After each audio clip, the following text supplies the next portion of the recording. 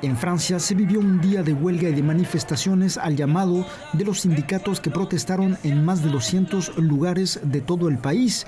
El motivo es exigir un aumento de los salarios y poner fin a las políticas de austeridad del gobierno francés.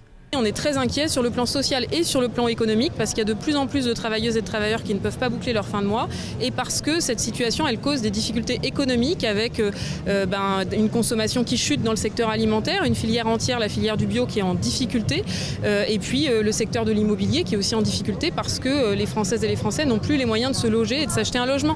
Donc augmenter les salaires c'est non seulement une mesure de justice sociale mais c'est aussi nécessaire d'un point de vue économique. La inflación supera el 5%, los energéticos han aumentado en más de 11% y el precio de los alimentos en los últimos 2 años ha aumentado en 20%. Aunque las protestas no han sido de magnitud como pudimos ver durante los meses por la reforma de jubilación, el malestar está muy presente entre los franceses. Il y a des manifestations et des grèves importantes. On est en dessous du niveau de la mobilisation contre la réforme des retraites. Mais on peut pas, quand on est sportif de haut niveau, on sait bien qu'on ne peut pas battre des records toutes les semaines. Donc on a battu pendant 6 mois tous les records de manifestations. Là, on n'y est pas, c'est normal. Mais on est à un niveau élevé. Et le fait qu'encore aujourd'hui, il y ait des centaines de milliers de personnes qui soient capables de manifester et de faire grève avec une intersyndicale unie, ça montre que la colère, elle est intacte.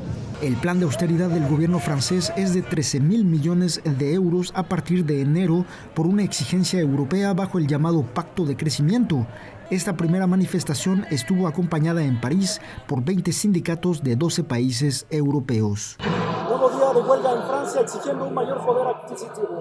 Desde París informó para Canal 14 Miguel Martínez.